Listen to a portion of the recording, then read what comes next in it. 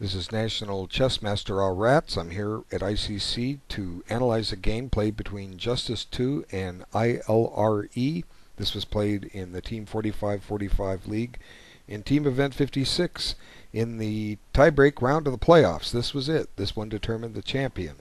Anyway, I think it's a pretty interesting game. There was only 4 games played this round, and so FIDE Master Nfork from Finland selected this game as game of the week, and it's a pretty good choice. It's an interesting game, and I think there's a lot of instructional value. Let's have a look at the game and see what happens. And Nfork has provided notes, which I have, and I have not looked at yet, and you know the routine by now.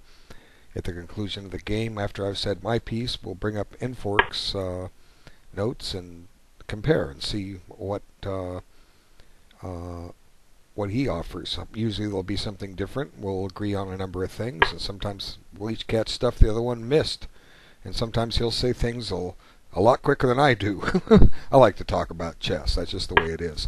Okay, so White's elected. Let me just back up before I get ahead of myself. This is not the normal move. That doesn't mean it's a bad move at all. By a normal move, I mean a move that everyone's ready to meet. Okay, so what does White usually do in this position? Well, the main moves are e5, knight d2, and knight c3. Knight d2 is the trash variation. It's played to avoid the winnower where the knight on c3 is pinned. e5 is the advanced variation, and usually we see one of those. And black doesn't always play the winnower against knight c3. Black can do a number of things which are beyond the scope of this video, but the advantage of a move like bishop d3 is that if White's ready, he'll may catch black by surprise. And one of the key things I think is this basically breaks black's analysis.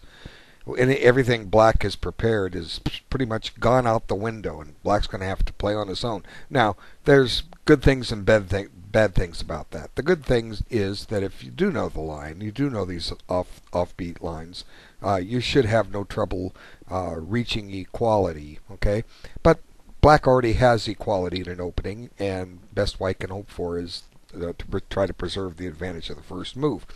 But you see, there's another neat thing about playing a move like bishop d3. It's simply because it does break your opponent's analysis. And if you play this third move every time you meet a French defense, you're going to get used to the positions that arise, and you're going to become pretty knowledgeable about them, and as well as pretty comfortable with playing them. Now, I don't know the lines to this. I don't play the French as black. I did when I was a 1500 player 40 years ago. I don't know it. I don't know it. So I don't have to meet this move. It's not up to me to know this. But if you're the black player, you need to know this. And if you're a white e4 player looking for new line against the French, this could be it. This could be it for you, because you see the advantages. Like I say, you're going to start getting openings and middle games that you'll get comfortable with, and then you don't have to spend all those countless hours looking at all those variations and trying to figure out what to do, and only to reach a position that the grandmasters are scratching their heads about what to do on move anywhere from move 15 to 45 of theory. So you don't have to play what the grandmasters play. You know, some people think, oh, if the grandmasters play it, I have to play it. No, you don't. There's no rule that says what you have to do. So I don't know what theory says, and I don't care. White's put some questions to black that black's going to have to solve over the board. Okay, so c5 certainly looks like a reasonable move. It's something black plays, but usually black plays this after the pawn has gone to e5, and by playing it now, this means there's going to be a lot of tension in the center. And if you don't know what tension is the possible pawn captures. Okay, both sides have 2 possible pawn captures depending on whose move it is. Okay, and that in turn can lead to quite a number of interesting positions. It's possible for either side to acquire an isolated queen pawn in this position. Okay, and I want to just spend a moment about that and just show you what I'm talking about. Okay, if let's watch this. We'll make an isolated queen pawn for both sides. Okay, if c3,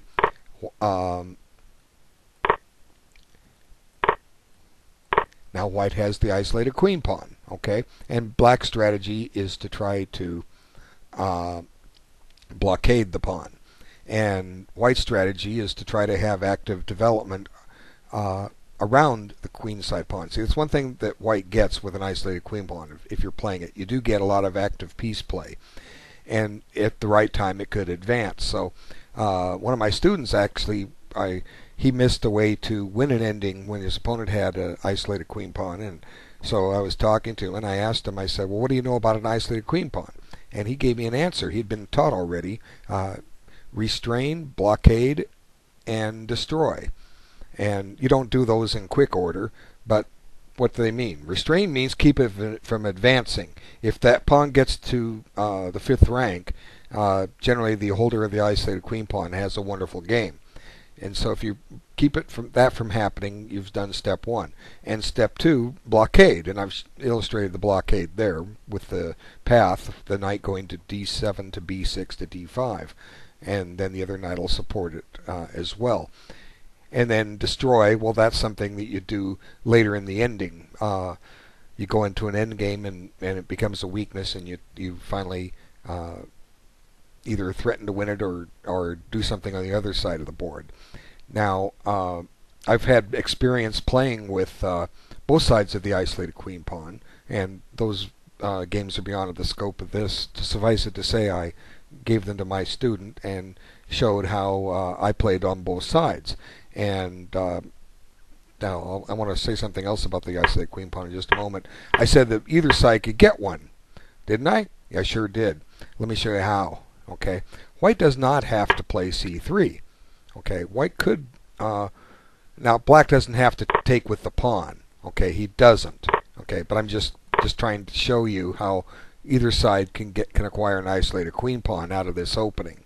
And if white's trying to force an isolated queen pawn upon black, how does he do it? Well, I'm not sure how he forces it. You know, for instance, black can take with the queen here. Now there's a threat on this pawn, and there's a threat on this pawn, and that certainly looks good. Let's see. If white could play knight f3, now if black takes this pawn, white is not quite ready to take on d4. That the idea is the knight is safe because of a trick on queen takes d4, bishop b5 check. White's not ready because g2's hanging. So queen takes d5 kind of puts white in a quandary here. How's he gonna hold this pawn and hold this pawn? So knight f3. You know, black might be okay here. So taking there is a mistake. So, but there's other ways for this to happen. White can go about his business and develop pieces, and let's stop the for instance here, let's stop the threat of the queen taking down here. Now, of course, black can avoid it, but the whole purpose is I wanted to illustrate about the potential that either side can acquire an isolated queen pawn. Now, if you know the strategies, how to play both sides of the isolated queen pawn, then anytime the possibility that of making one arises, whether you have the isolated queen pawn or your opponent does, if you know the strategies, then you should be willing to go ahead and give it a try. Okay, a lot of openings lead to isolated queen pawns. You'll be surprised how many there are. And the Queen's Gambit declined Tarrasch defense is one in particular that this arises from. There's others. The Scotch Gambit declined, or the Goring Gambit declined. White will accept an isolated queen pawn. And the French defense exchange variation. White can take on d5 on the third move and then play c4, and then also the Panov-Botvinnik attack. I mean, these openings are endless. Panov-Botvinnik attack comes out of the Caro-Kann. So I'm not sure exactly how white forces an isolated queen pawn on black. I'm just pointing out that it's a possibility. It's a possibility because of the tension in the center. And if you're playing another opening, you may see this arise. So let's see what white does. White does play, does take here, or push c3. Okay, so now knight c6. Again, this is a thematic French defense move. Black is playing this just like he would a normal French. And at any point, note that white can play e5. And I wanted to mention one more thing about the isolated queen pawn.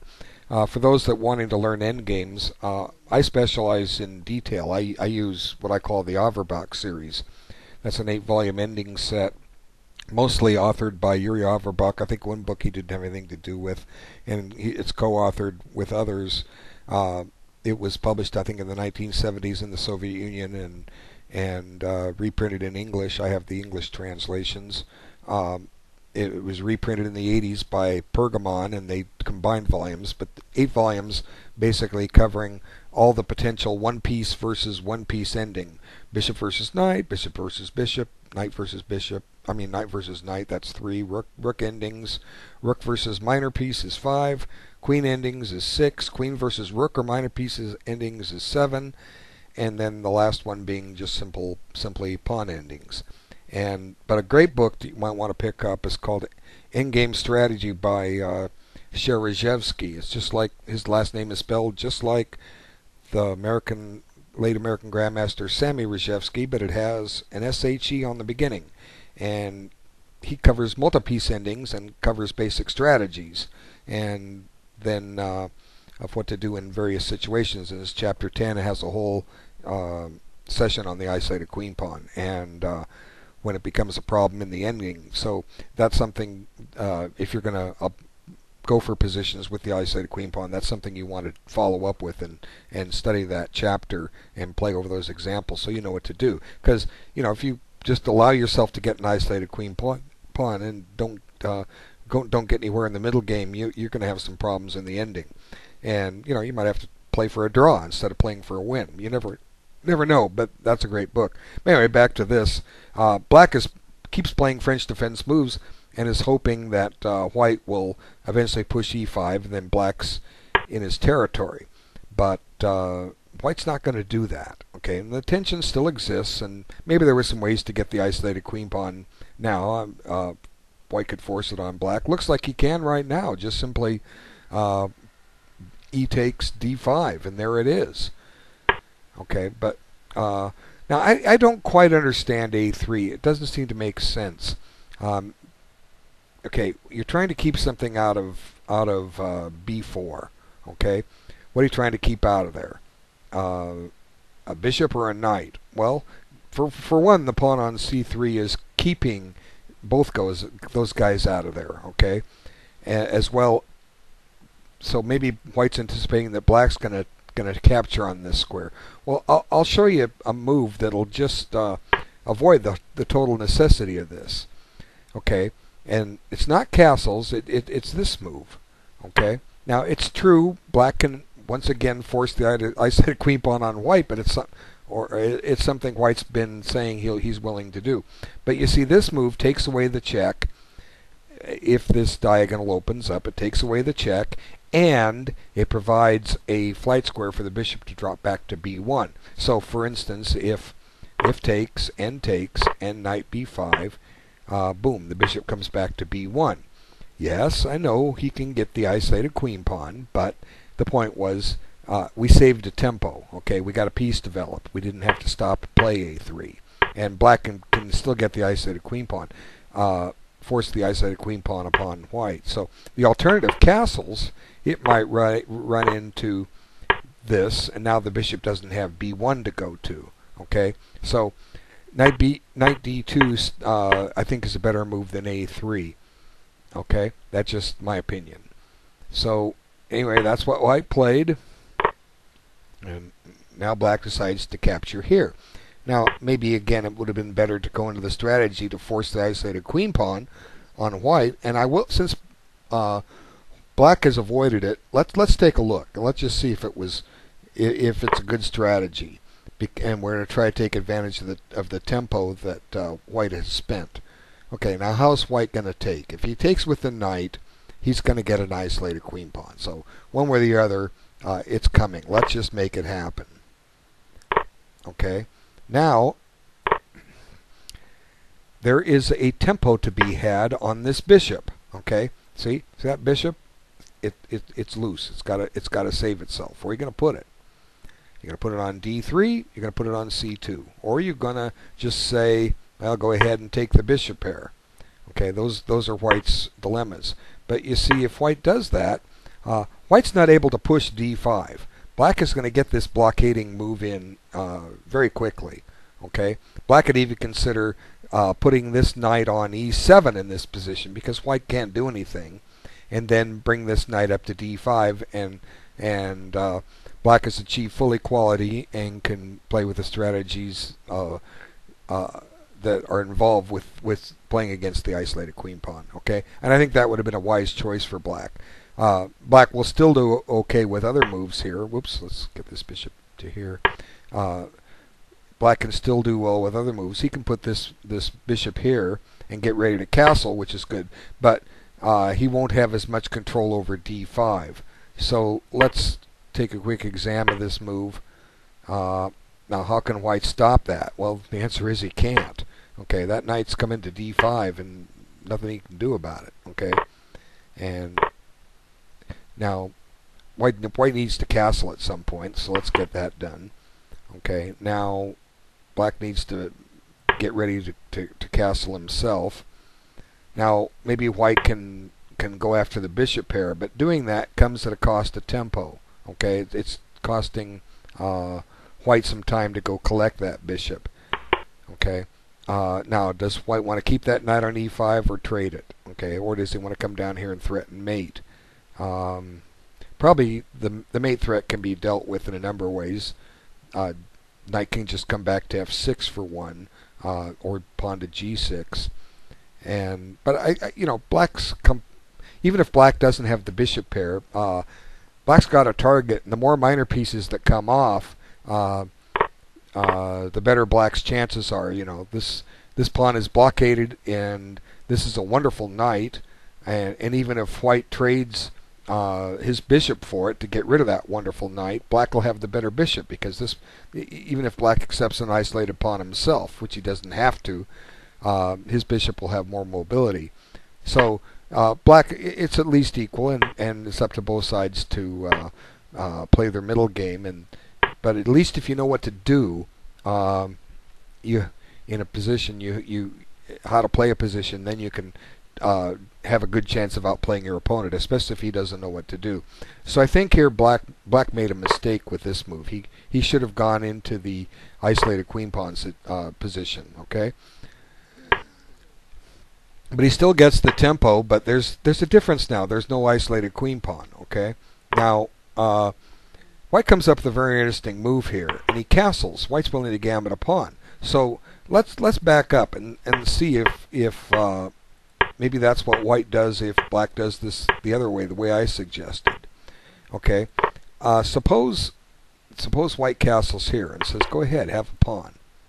Okay, well, black can, I guess if anything, black can just transpose into the game with this. Okay, doesn't that transpose? Okay, if push comes to shove, black can do that, and I'm going to address that in a moment. Let's see if that's the position we got. Okay, let's revert and go forward. Bishop went to C2 this time.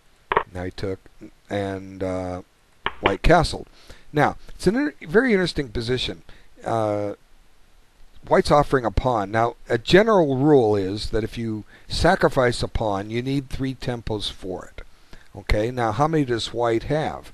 Well, white's developed 2 pieces. His entire queen side is not developed. Okay, see these guys? They're all sitting at home. And white is castled. Black, meanwhile, has developed 3 pieces. So black does accept the pawn, and let's look at the position assessment now. Both sides have developed 3 minors, and white's castled. So white really only has, if black develops his bishop, white only has a half a tempo for the for the pawn he gave up. It's not that much. Let's develop another white piece. We'll try to illustrate it. Okay, castles. Now let's develop the queen. Now here you see black's only down the advantage of the first move, but he has a pawn for it. Okay, so at first glance it seems to me that this sacrifice that white has made is wrong in general principle, because white doesn't have enough tempos for it. The only thing white has a little bit more board room. Okay, white's pretty active on the first 5 ranks of the board, and black is not really extending his pressure much beyond the 4th rank at all. Okay, look, these are the squares that black has some influence on these center squares, and to some degree has some influence on these squares, but most of black's army is back. See, this bishop has no scope, okay, whereas the white bishop has plenty of scope. So that's another way to look at it. So even though the tempos are telling, because the board is open on white's side, mainly because he's missing a pawn. You know, picture the pawn on e4. It blocks in the bishop on c2. White seems to have a little more compensation than you might expect. But so it looks reasonable to take it, but what are the alternatives? What are the alternatives other than taking it? Well, the simple thing is develop a piece. Okay? You're never ever going to go wrong if you develop. Okay? You can ignore pawns. I have a great video on candidate moves where it's in my video lessons course, number 6, I believe.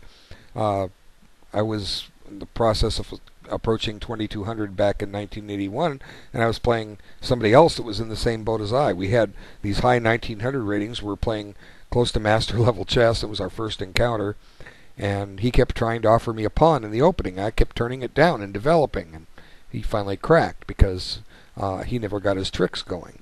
But okay, so bishop e7, there's nothing wrong with it. Once again, white has his entire queenside undeveloped. That's got to come out. Now, at any time, white can take the pawn. Let's just look at that, okay? And then black can happily trade a piece. Now that does develop the white queen. Maybe black doesn't need to develop. Maybe black will just castle and say, okay, if you want to trade pieces, I'll improve the position of mine. And it looks to me like black has full equality here. So this is one drawback with playing these lesser known openings. If your opponent plays it correctly, he can equalize and get an easy game. But again, my other thing I said earlier, if you're comfortable playing these and you play enough of them, you'll get the idea what to do. For what it's worth, white does have a queenside pawn majority, but his pawn structure isn't ideal. This pawn would be better placed on a2. But anyway, because then the pawns become more mobile. But black would have had nothing to fear at all with just ignoring the pawn, and suppose white doesn't want to take the pawn. Well, just let it sit. Just develop, okay? Never ever anything wrong with just developing, okay? You know, you have counters to go after this pawn. Black doesn't need to do that. Just develop. Okay, so let's get back to the game. So black just took it, and now he starts to get developed. But this is kind of a waste. Okay, this doesn't help him get castled. I guess the idea is to put the queen on c7. Okay, the idea is to place the queen there. You don't want to get chased. Well, you know what? So what? Let him chase it. Let him chase it. Develop. What's white going to do? Well, let's put this bishop here. Now let's go ahead and put the queen here, and let him chase it. Okay, fine. Look what I got. I got a safe square for my queen. Okay. And I'm going to kick your knight out of there. So black would be a little better developed if he had saved the a6 move. And there's nothing making black develop his queen now. And the queen can also, as I was saying in the other positions, it might come out to b6. And then it doesn't get chased unless white wants to put the knight on the rim, and knight on the rim is dim. Then the queen can come back to c7 and laugh. Okay, and because white doesn't have knight b5. So I think a6 was an inaccuracy on black's part. You need to develop first, okay? King to safety. Develop first. Make moves like this later, okay? Because now white's starting to get somewhere, okay? Now white's developed his queen, and black does what he wants, but he still hasn't castled, and he's not ready to, at least on the king side. And white develops a rook, and then finally the bishop develops. And now let's take a look and reassess this. Okay, so pretty much what I've said earlier holds true. White has more board room. Black certainly cannot castle kingside in this position. He will lose a piece. Okay, if you haven't seen it, I'll just show it to you. Castling here is a mistake because we removed the defender of a7, and if black recaptures the bishop, he gets checkmated. So he has to stop the mate with g6, and he's not long for this world. Okay, he's down a piece. So, but before we consider what black does, let's just count development. White has got all four minors out, his queen out, and his king rook is well developed. The only thing not developed is the white queen rook. It's black's move. If black castle kingside, aside from it being a blunder, just for illustrative purposes, the only thing that black hasn't done is, well, technically this rook is developed. It just hasn't moved again. Sometimes we don't. Just moving it doesn't help it. You want to keep it where it's at sometimes, because maybe later the F file will open up, or there'll be enough pressure against F7 you need to keep it there. So, but still, black's only down a tempo and a half in development, and white doesn't have the requisite 3 pawns. Yet, as I say, bishop takes is a winning move. But for illustrative purposes, let's consider the alternative. What if we castle queenside? Okay, now is this bad or is this good? Okay, that's a good question. Generally, this type of game says that both sides are going to attack the other king. Now, white is probably closer to attacking the black king than vice versa. And one of the reasons that help white in this position is this a6 move. Okay, here's a reason you don't want to play a6. The reason is that when white gets his pawns rolling, and they will, he's starting to challenge things quicker, because when this pawn reaches b5, it creates tension. It threatens to make a capture on a6, and if there's a capture on b5, then well, potentially this pawn could be on a4, and then suddenly a file opens up. So black had been better off if this pawn was on b6. Now he couldn't, or not on b6, on a7. Now black may not have been able to castle queenside in this, given to the fact of the knight b5 ideas, but we don't know. But castling would have been a bad choice. It may not have been a bad choice here. It's a game. It's a contest. Black's a pawn ahead, and one thing to say is, and I haven't said it yet, if black doesn't fall victim to an attack, he's going to be left with a very winnable position, simply because he's a pawn ahead. So what's white going to do here, and what should black do? Well, what white's going to do, as I said, is attack the king. Which rook should go to c1? Well, I think in this case this rook should. Now there's some potential tricks on the on the file. Black would be well versed to go ahead and do this. And let's just try a variation. I'm just playing this, even though black wants to play against the enemy king. He should make sure his position is solid first and be content to be a pawn ahead before he thinks about doing his own attack. Okay, it's too early to attack yet. Let's make sure white's attack doesn't go anywhere, because we have one advantage that we wouldn't have in a normal opposite side castling game. The advantage is that black is a pawn ahead. If black can consolidate that, everything's hunky-dory. Okay, so now how's white going to improve his position here? He could try b5 right now. Let's just get it done.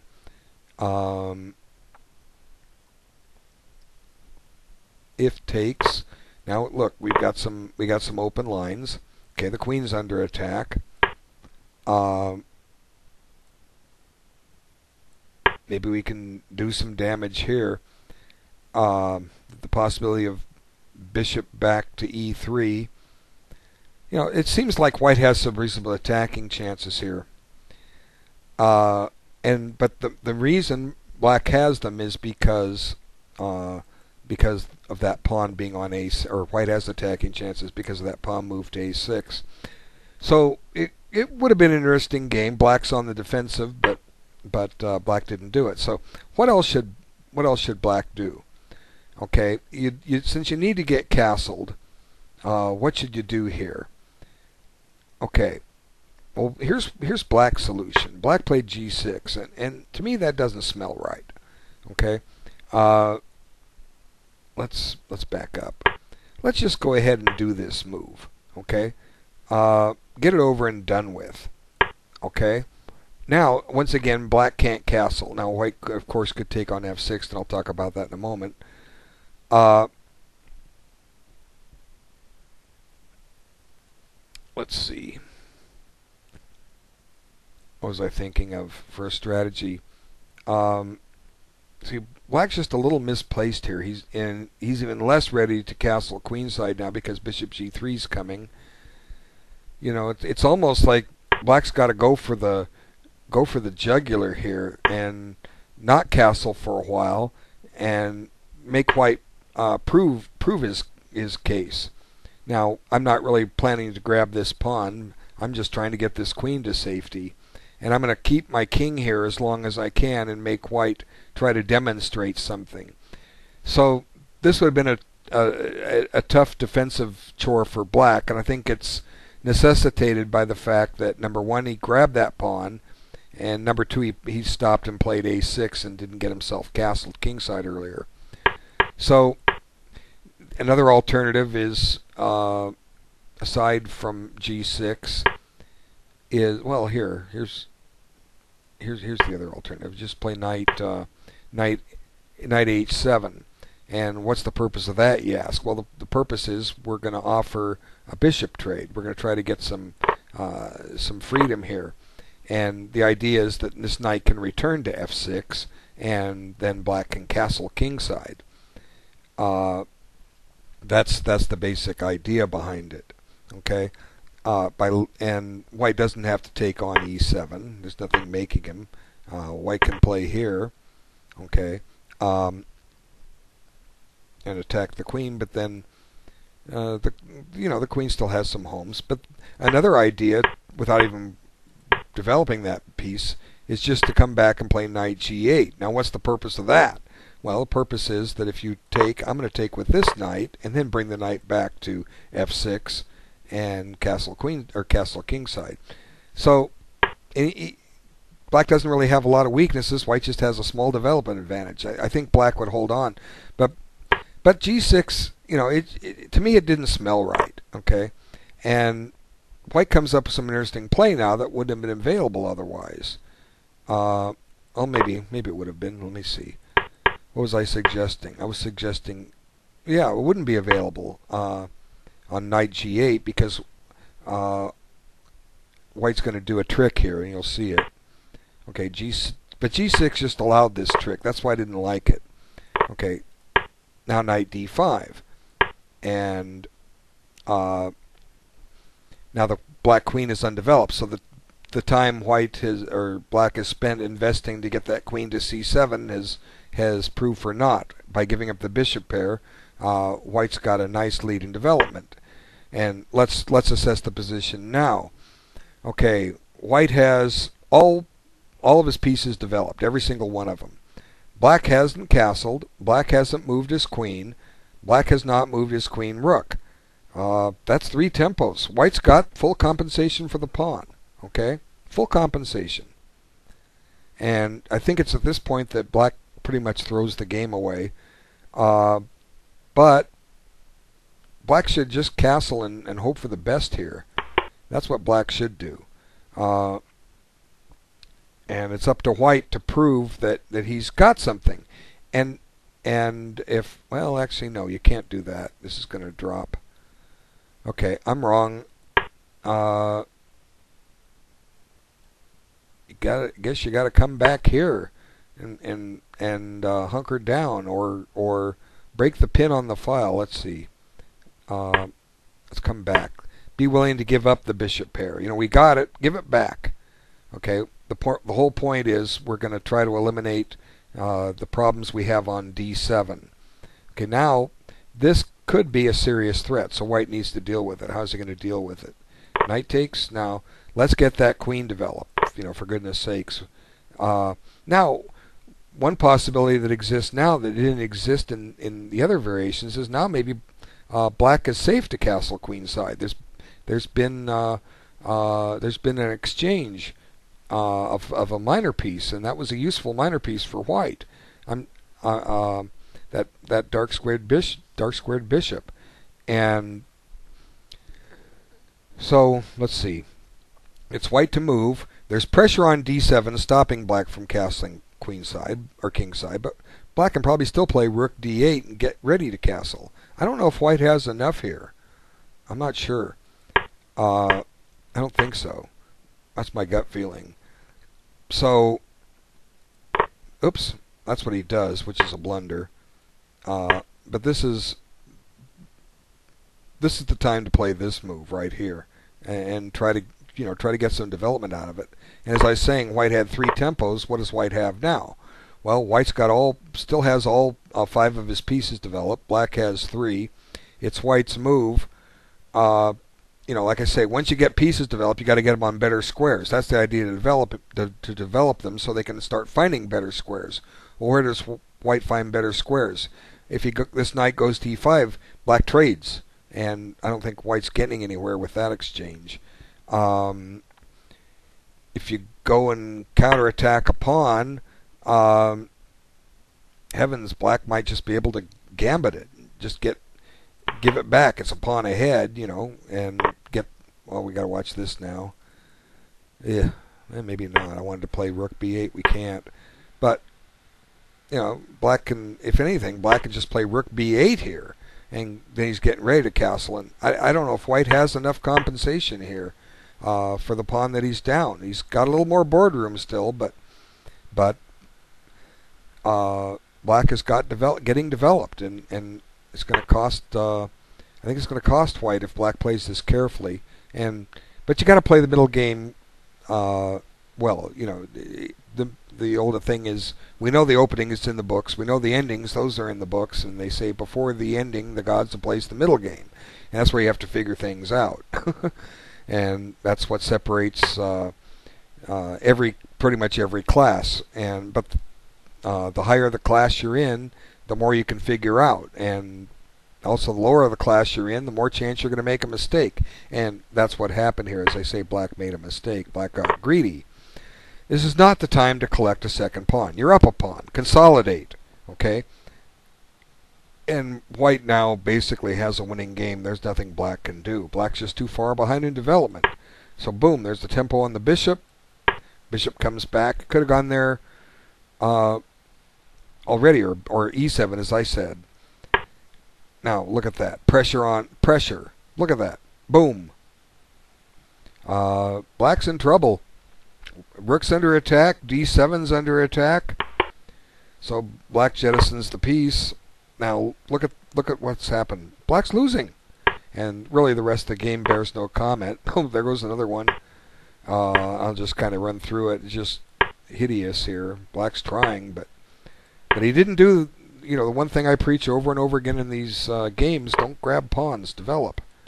Developing moves are rarely bad. Sometimes they are, but rarely. And, what is white up? 2 pieces? No. He's up a rook and a knight. My goodness. Ugh. So, like I say, there's no point really. I'll just play the final moves, and black decides to give up another piece. Now he's down 2 knights and a rook, and he takes one back and says, hey, you know what? I'm still going to lose this.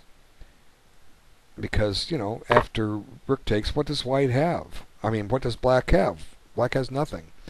So, very interesting game. One thing I didn't cover, and I'm sorry. Notice the black time, how it's running low here, okay? Here he's when this all took place, he had about 35 minutes. But here he's pretty much got a lost game, and he's at least he's taking his time. He's trying to find something, but how long did he spend on this move? Well, first off, before we get there, let's just back up. I want to cover the time on a couple moves. See, here at when he played A6, okay, look, his clock goes up 7 plus 7, 24 seconds, meaning black spent 21 seconds on that move. Okay, that's not enough.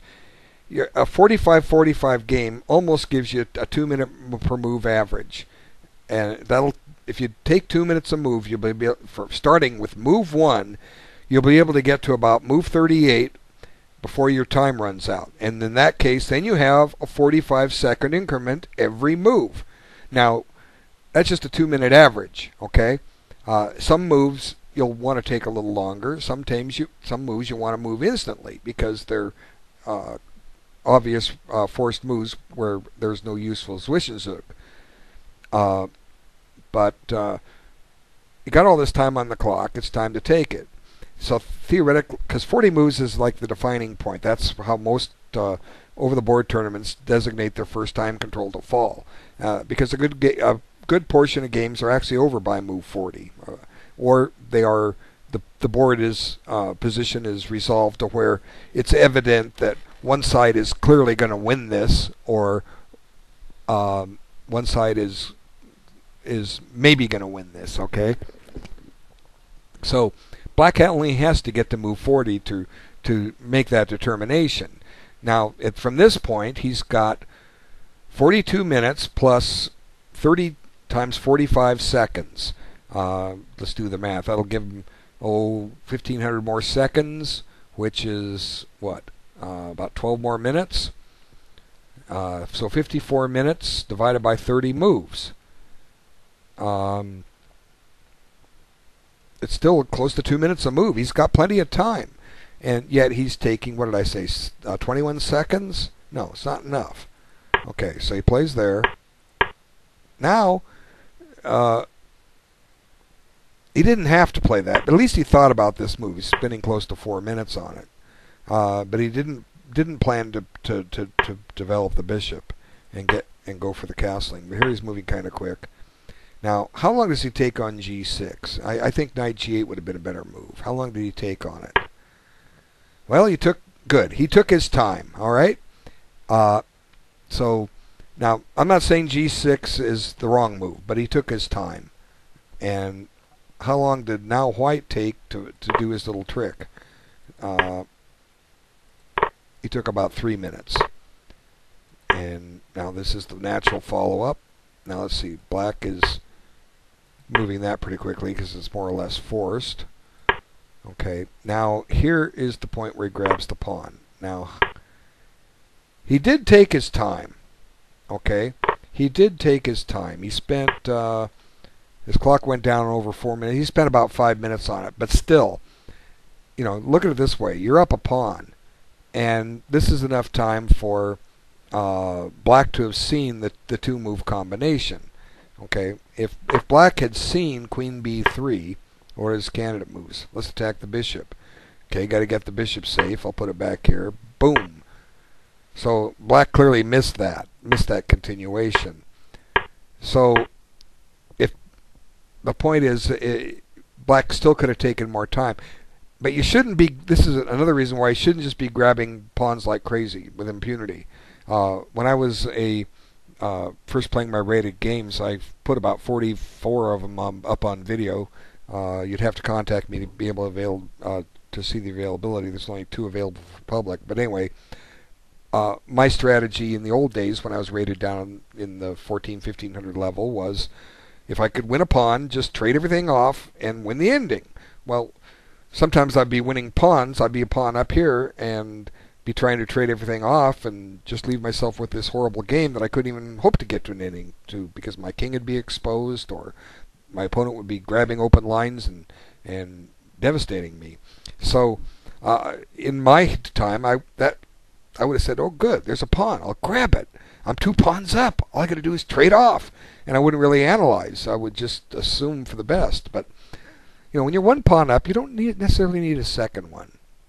Okay, so anyway, he did take 5 minutes on the move. He just didn't make the right choice. But going back to our argument of how much time he had to spend, okay, if you in this position, he had 33 minutes, and then you only need to make 24 moves to get to to move the critical move 40. So 45 times 24 is what, about 1,000 seconds, which is about 16 minutes. So black has about 50 minutes, 50 to make 25 moves. That's 2 minutes a move.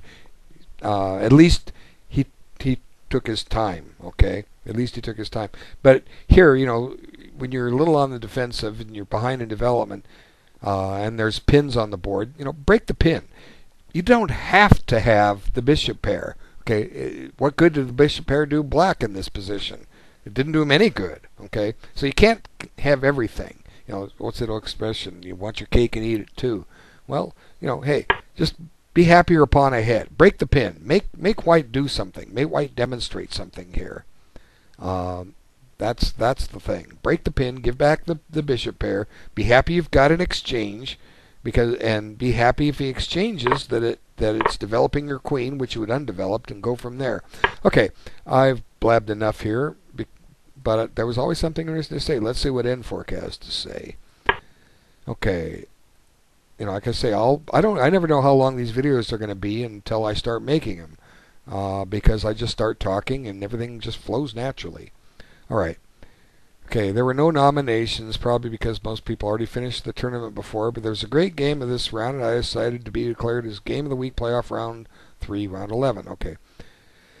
The game started out with slightly unusual French variation with 3 bishop d3, where black had possibility to sooner or later trade d5 takes e4 to gain a tempo with knight f6, threatening to trade the bishop on e4.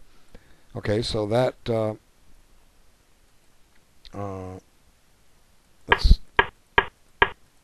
that's what he's saying. Eventually this will come and black will get the tempo. Okay, so we're pretty much in agreement with that. I've said plenty more. Now a3, move I criticized. Let's see, does he criticize it? I don't know, because I haven't read it yet. Okay, a3. The move makes sense to avoid black moving knight b4 to trade bishop d3, but white had chance to get some advantage in here. Okay, what was I suggesting? I was suggesting the way to avoid it was knight d2, right? So let the knight go to b4. Now he suggests something I didn't. Well, that's good. You get 2 coaches for the price of none. He suggests doing this. And bring the notes back over. In castles, black is suffering of his bad king safety because the king is still in the center. To show this should be taken seriously, one scary line for black is... Okay, so he's saying that the black king is in the center. Yeah, look at that. He's only developed his queenside pieces, trying to transpose it to normal French. Okay, so black does need to get developed. Let's see what he says. One scary line for black is here, check, here, and then, ooh, look at that. Take on c4. So you can do things like this when you're up in development. Bishop takes c4, or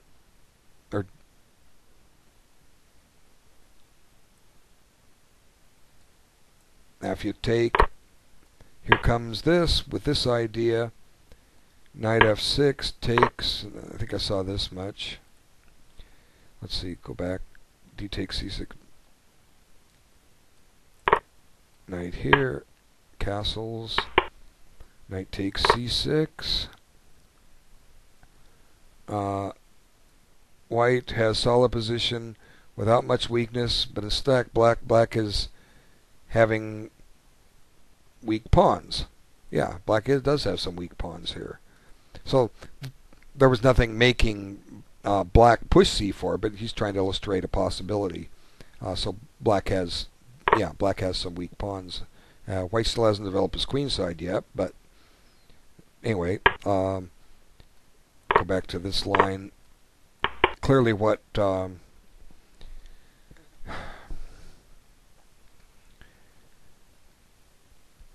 black needs to do is get developed. Now, for instance, it's possible on, I didn't examine this, it's possible maybe white can play to win a pawn here. You know, here I'm talking about, oh, don't grab pawns. Now I'm talking about winning it. And I illustrate it simply because I noticed that now this bishop is pinned. And maybe white's going to play for b4. And this is a theme that black often does with colors reversed in the Slav defense of the Queen's Gambit. So black might have to be willing to give up a pawn and play against this formation, or instead of pushing c4, capture here. Oops. Now why isn't it letting me? Okay, knight f6. No, not knight f6. Take here. Okay, now check. Bishop e7. Now white no longer has the trick he did. Maybe it's a position where both sides are going to have an isolated pawn. It looks to me like black will survive this. He'll get developed here in a hurry because white hasn't developed his queen side. So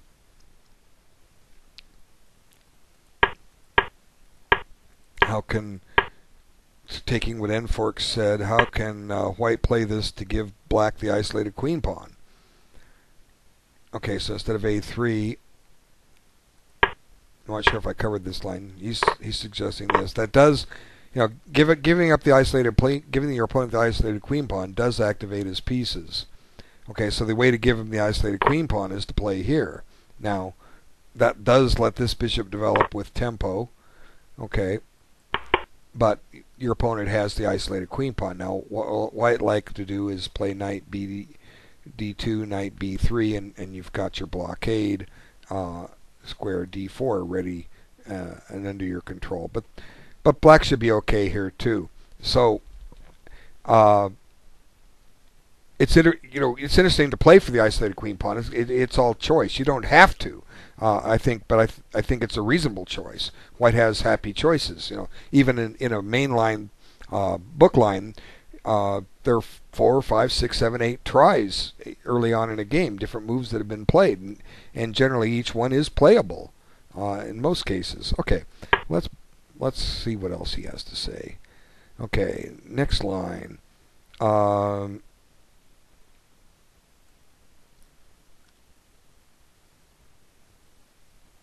8, c takes d4. That's his next comment.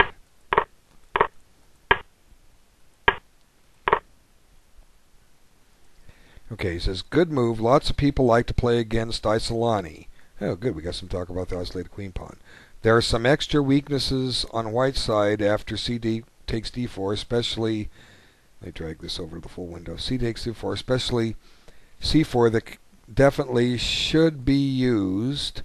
The position would have been about even due to space advantage as a compensation of Isolani d4. Yeah, that's what I'm saying. The possessor of the isolated pawn does have freedom of mobility for his pieces. It's just the question: do you know how to play both sides with or against the isolated queen pawn? And those that know, and at least the book I recommended, if you pick it up, it'll show you how to play the ending, because that's, if you're going to win the isolated or lose the isolated pawn, that's where it's going to be won in the ending. That'll be a good exercise. Great book. The other 13, 14 chapters are certainly excellent too. It's one of the greatest books I've ever read. Okay, you don't see me raving about books too often, but that's one I do. So 9 castles. And this is the point where black took the pawn. And that was, talk about that. Let's see. Another alternative for previous mentioned move, 9 castles. It's a matter of taste which one to move, or which one to choose. There's enough compensation for the pawn because white is more developed, especially dark squares are weak. e5, d6, c7. They may be used with moves such as bishop f4, knight b5 to place a piece to d6. Well, I didn't talk about the dark squared weaknesses. It looks like, you know, these squares to some degree are covered. The bishop's covering this one, and this queen is covering c7. What was the other square you said? e5?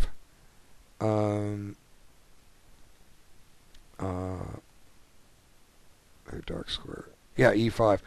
One thing that I never brought up, I was always thinking about it, in variations where black was keeping the pawn, if this bishop tried to get to g3 to rake against the queen side, it was possible in some positions that black can just seal that bishop down with e5. Now, not in every position, but in some positions. So there's still there, but white has tricks on all of them. You know, the idea of getting a knight to getting a piece to d6 exists. Okay, let's get rid of those circles and arrows. So, okay, what did he say?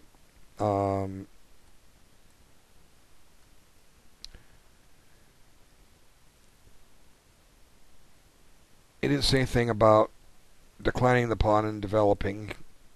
His next node is on, his next node is on g6. And I had my things to say about that. Let's see what he says. It may seem all the white threats are treated. Indeed, the most short-term attacks, e.g. h7 before castling, are defended, but the problem is previously mentioned dark squares that are weakened even more. Okay, so safer ideas to continue were, so let's, he says these things are a little weak even more. And yeah, he's right. Whoops. Didn't play queen c7. Oh no, he did. I'm not in the right move yet. Okay. There are more dark squared weaknesses now.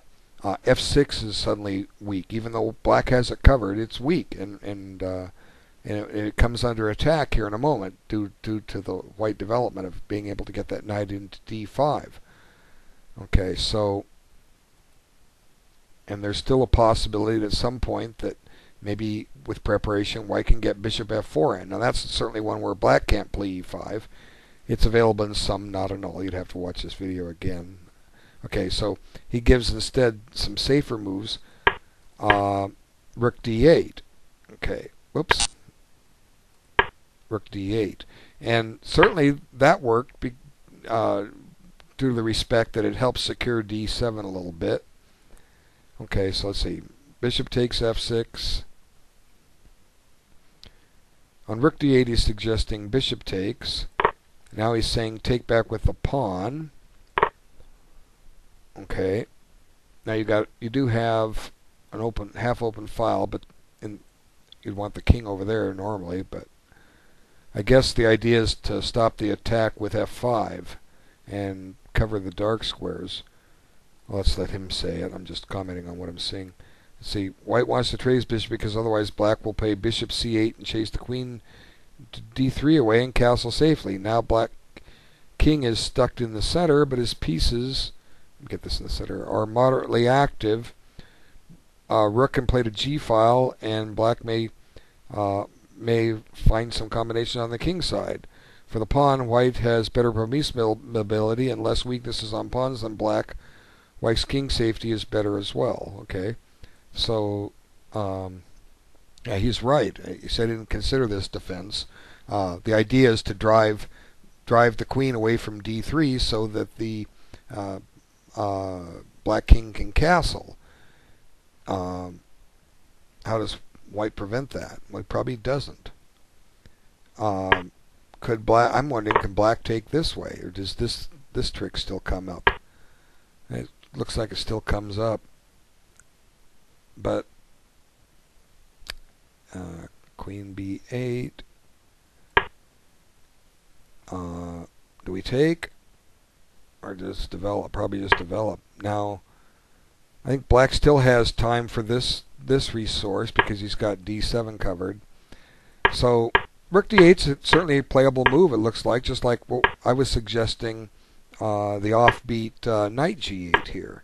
Okay, that was what I was suggesting. And anyway, let's see what else he has to say. Okay.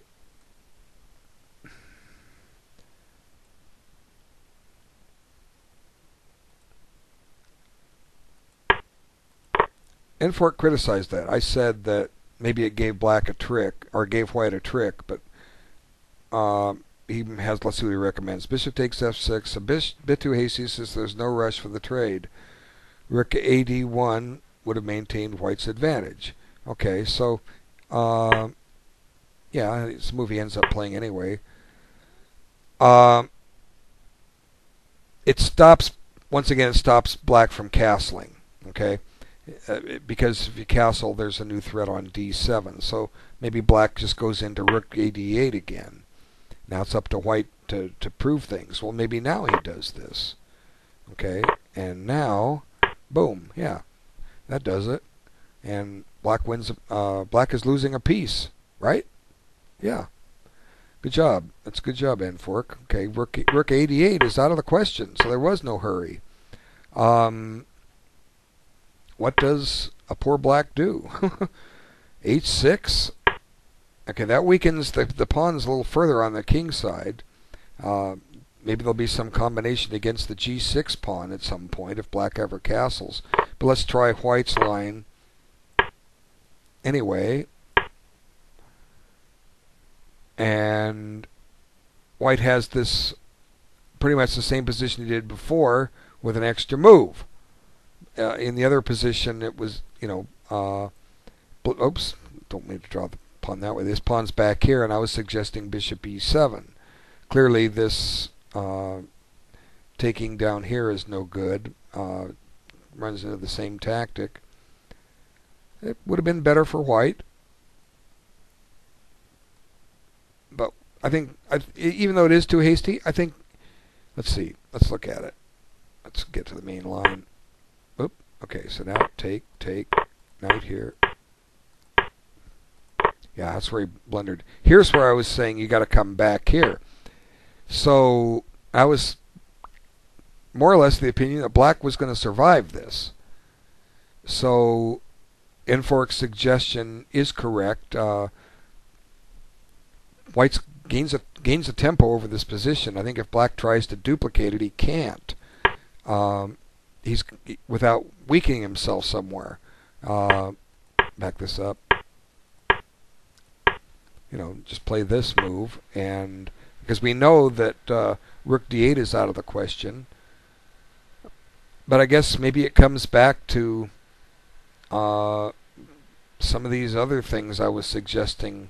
Maybe you come back to this, but now you've wasted a move with with g6. You could have done knight g8 already. Okay, the point being that we've broken the combinations on the E file. With the pin is broken. So maybe black has some Black should have some resources, but I think this game's a little trickier. And as you can see, there was ways to go wrong. Okay. So on the 16, bishop takes b2. He's given that a double question mark. And okay, black misses the threat. What happened in the game? Queen b3, bishop g7, knight b6, and black loses a piece. The rest of the game ends up logically. He suggests instead bishop e7, which was what I suggested. Okay. Let's see what he says. Compare what he said with what I said. Good example of greater defending maneuvers for black after exchange of piece on f6. The position is about even. Here we see the problem of not having enough pieces to take full advantage of weaker squares, the dark squares. So there, his improvement of N4 is right. Bishop takes f6 was not the most precise move. This attempts to guard the squares, and white has to deal with this knight on d5, and because he doesn't have the dark squared bishop, he's not taking advantage of the dark squares. And so yes, I agree the assessment. This is probably close to even. And if anyone has winning chances, you know who it is? It's black, simply because black is a pawn ahead. White has to prove that he has enough play for the pawn. If he doesn't prove that, then the ending could very well become a black game. So, let's see what else he has to say. Well done, Justice 002 and his team, taking king and pawn and rook under 1800 and winning under 1800 section of the playoffs. Nice play. Yes, it was. It was nice play. I think both players can. I'm going to close this. Excuse me. Oh. I think both sides can hold their head high on this. Black was given a playable game, and he didn't get in his normal lines. That could have confused him a little bit. We don't expect perfection down at this level. We just ask you to come out and play, and you did. Okay, and you gave it what you saw, what you thought were the best moves. I mean, you took on B2 thinking you'd get away with it. You just missed it. Hey, we all make mistakes, but both players can be proud of this game. The notes show that there was plenty more to it. Okay. And I want to thank everyone for taking the time. My goodness, 1 hour and 5 minutes. Don't I love to talk about chess? All right. Thanks again. That concludes Team 56. Team 57 is coming up. I had a team I was captaining, and it didn't get formed this time, so I guess I'm not going to play. When I didn't play in the last one, I didn't mind. I'll be back making videos for Team 57. Okay? Thanks again. Take care.